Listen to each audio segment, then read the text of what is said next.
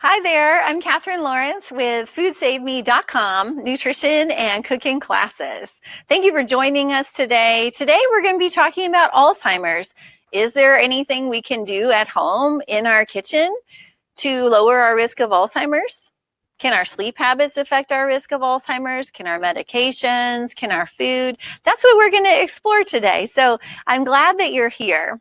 So before we get started, I just want to remind you, if you're thinking of making a major dietary change, you always want to check with your primary care physician before you make that. And just think of the information and resources here that I'm going to share with you as another tool in your toolbox on your journey to learn more about the power of food. So I'm going to present a new way of eating that can help lower your risk of Alzheimer's disease.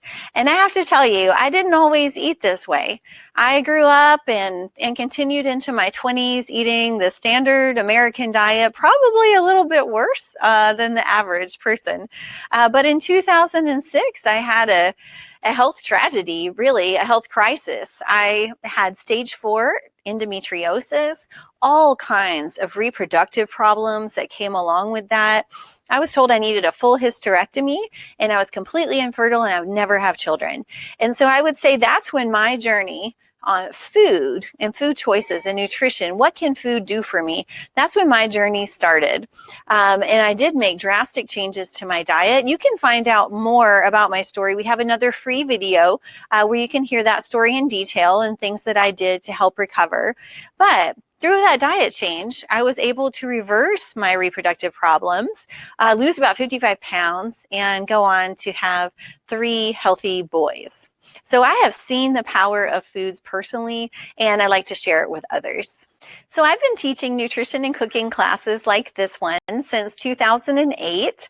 I partner with Physicians Committee for Responsible Medicine and teach their Food for Life program. Also, if you're familiar with Dr. Colin Campbell, he wrote the China study. He has a great online program through eCornell, and I was an instructor for him and manager of that program for several years.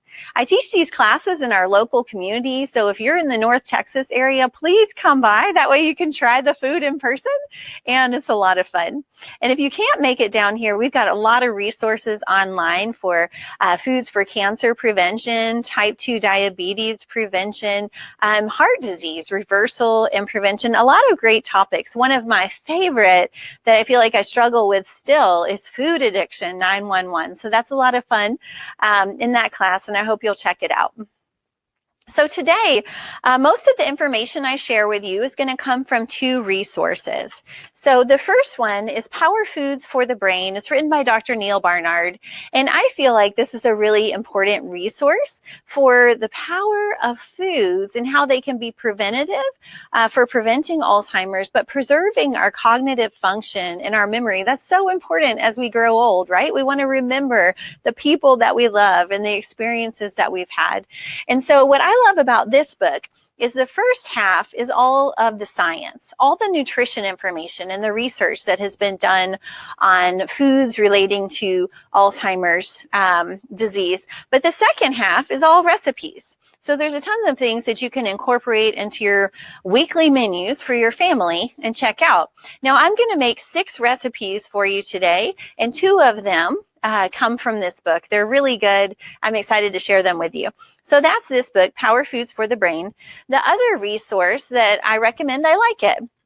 I find it very informative. This is a PBS special called Protect Your Memory, and it's Dr. Neal Barnard explaining Alzheimer's disease, how foods may affect our cognitive ability, but also he goes beyond that and he talks a little bit about sleep patterns. Is that important? Medications, how those can affect our brain and its health as well. So this is a great resource that you can get from PBS. So I have to confess, Alzheimer's disease was something I was afraid of. I knew about it. I knew, friends who had parents with it or grandparents, but I didn't know much about how we got it. I always thought it was like this thing that was going to, come out of the sky and bam, one day I might have Alzheimer's. And it turns out that's not quite the way it works. There's a lot of new research out there that's showing that there are some things that we can do to lower our risk of Alzheimer's disease. And some of starts in the kitchen. So that's what I'm going to be sharing with you. So if you're familiar with Alzheimer's disease, you may know that there's something called the Alzheimer's gene. It's the APOE epsilon 4 allele. So if people have this gene, if their parents have this gene, then it can increase their risk. So for example, if someone has one parent with this gene, then that person is about 3 times higher risk for getting Alzheimer's disease. Now, if someone's parents, both of their parents have this gene, then they're 10 to 15 times higher risk for Alzheimer's disease. So for them, and for all of us, I would think it's even more important to explore options and explore foods which might be protective for our brain health so we can lower our risk.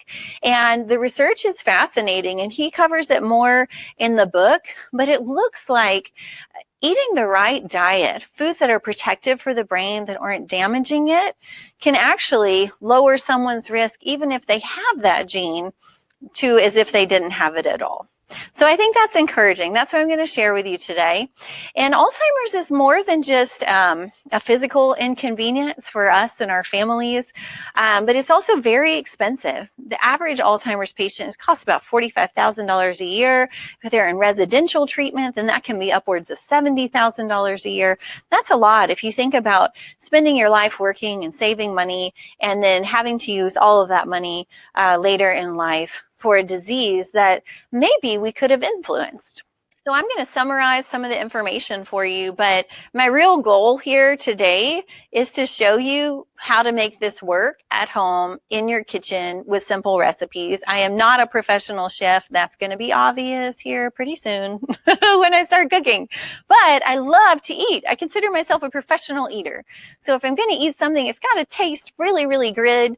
I grew up in Louisiana, so I'm a Cajun. I'm used to rich foods, and I need lots of flavor. So I've chosen recipes today with lots of flavor, but those that are also beneficial to protect your brain, because frankly, I want to remember my grandchildren. I want to remember these amazing experiences and share them with my great-grandchildren, hopefully. So one of the main recommendations that Dr. Barnard makes in the book and the video for how to protect our memory is to skip bad fats and increase our good fats. So what does that mean, a bad fat? Primarily, he's referring to saturated fats and trans fats. Trans fats are found in hydrogenated oils. A lot of processed and packaged foods might be where you find those. And saturated fats, well, a lot of them are found in animal products. They tend to be higher in saturated fats than plants do. Now, why is this important? Actually, research has looked at this, and there's preventative power just in this one step of avoiding bad fats. And some studies are indicating that just avoiding those 2 fats as much as possible can reduce our risk of Alzheimer's disease by 80%. That's substantial. So I want to give you some numbers here. So researchers looked at 2 groups of people. Ones who consumed 25 grams of saturated fat per day had twice the risk of Alzheimer's disease compared to those only getting 12 grams of saturated fat a day. So that's significant. Cut the fat intake in half, and it seems that you half the Alzheimer's risk as well. So what does 25 grams of saturated fat look like? Well, that's a glass of milk, 1 serving of salmon, and about half of a cheese pizza. I would say that's easy for us to get to on the standard American diet. So what I'm going to make for you today is going to be rich in plant foods. Plant foods are the lowest source of these bad fats. So I'm talking about vegetables, fruits, whole grains, and beans. So we're going to have a lot of those today. So our meal is going to be very low in these bad fats. Right? That'll be good. But there's another element to it. These plant foods are rich in the good fats. And what I'm talking about is alpha-linolenic acid. Alpha-linolenic acid is how it starts out in our food. But through our body, it goes through this chemical change and it becomes DHA. Maybe you're familiar with that. DHAs, omega-3. These are good fats that our brain can use. We want DHA and omega-3. So we want to consume foods that are rich in alpha-linolenic acid. And this is broccoli, flax seeds, kale, walnuts, beans, etc. We can get alpha-linolenic acid. That's a mouthful. alpha-linolenic acid from these foods. So that's how we can get good fats into our diet and into our bodies, and they have shown to be protective for the brain. So if you'll go to your printout, I want to share with you some specific foods that are rich in vitamin E and those B vitamins. So vitamin E, good sources of those are nuts and seeds, broccoli, spinach, sweet potatoes, mangoes, and avocados. Now, we've already made several of these ingredients, but we're about to make more. All right, next is B6.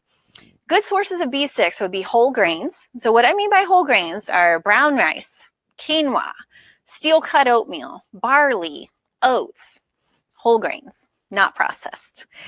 Green vegetables, so cabbage, Brussels sprouts, kale, all of which we're going to use in this class. Beans, any kind of beans. Sweet potatoes, bananas, and nuts are making a second appearance in this column for B6. Next is B9, or folate, if you'd rather call it that. We find B9 in broccoli, spinach, asparagus, again, those leafy green vegetables, again, beans, peas, citrus fruits, and cantaloupe. And finally, B12. This is not found naturally in plant foods anymore because our environment is so sterile. So most doctors recommend that you take a B12 supplement or eat foods that are fortified with B12. But when you're trying to think about your brain, think about B's, B vitamins for our brain. And we want to get those from whole foods. So I'm going to show you how to get a lot of vitamin E and B vitamins from your foods. And if you're worried, am I getting too much? Well, don't worry about it. When they come from whole foods, our body gets to decide how much it wants to use and how much it wants to discard. Now I want to show you a really delicious and refreshing salad that's easy to put together at home. It's called mango cucumber salad. So I'm going to start with about 10 ounces of fresh spinach. Spinach is a great source of vitamin E and folate as well. It's also got some vitamin A and vitamin C in it, so it's very good for us.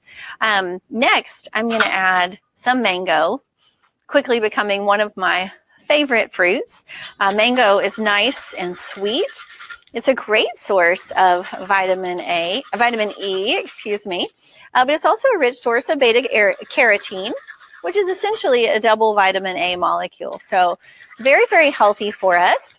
If you don't make it over to our cancer prevention class, I just want to tell you, beta carotene is great for us ladies. It's shown to lower our risk of breast cancer. So that orangey pigment that's in mangoes and carrots and pumpkins and butternut squash and sweet potatoes, my favorite, all very beneficial for us and a good source of beta carotene to help us lower our risk of breast cancer.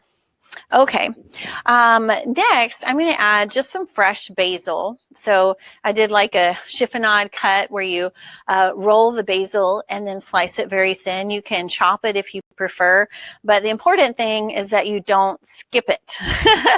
It's about a half a cup here. The basil just gives it that nice savory taste in the salad.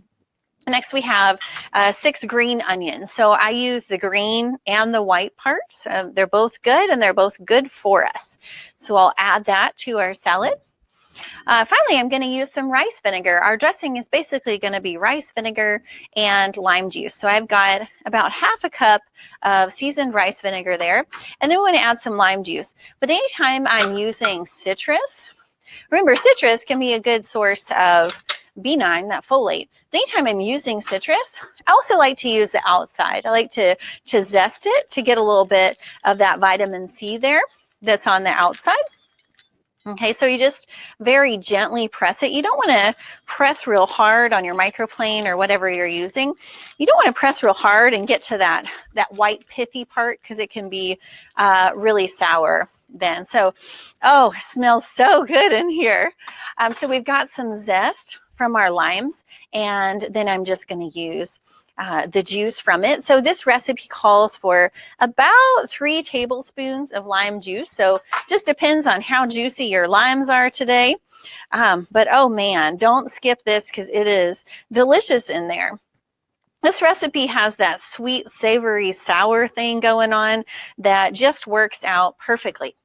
Also, I want to add a little bit more zest because you can never have too much, right? It gives you that little bit of tang that is so nice and just gives it that extra oomph. All right, so we've got that. And finally, last I'm going to add some cucumber. So this is an English cucumber. It's a rather big one. I like my cucumber to be in big chunks so I can get some in every bite. And this is a great addition. So this is a really quick salad to make. Comes together pretty easily. And it's just got a lot of great flavors. Very popular. So if you want to use this one, if you're going to a potluck or maybe bringing a dish to the office, this is a great one with a lot of flavor. If you notice, there's no added fat in here. So this is going to also be healthy for our brain in that way. Of course, it's a plant, so it's naturally cholesterol free. And it's going to have a lot of fiber and be delicious. So I forgot the last ingredient, which I think is important to the flavor palette here, is black pepper. So I'm just going to sprinkle that on. A little bit of black pepper. It's about 1/4 teaspoon. You don't really need too much, but it gives it that extra little layer of flavor. So this is our mango spinach salad. So delicious, so easy to make, and sure to be a superstar when you serve it. Now, this mango cucumber salad recipe came from the Cancer Survivors Guide from Physicians Committee. And what I love about it for demonstration is the dressing. We're just using rice vinegar and lime juice. So we don't have some heavy, creamy, cholesterol-laden dressing on it. It's just nice vinegar and citrus. It gives it that refreshing flavor and wonderful aroma. And you'll feel good when you're eating it.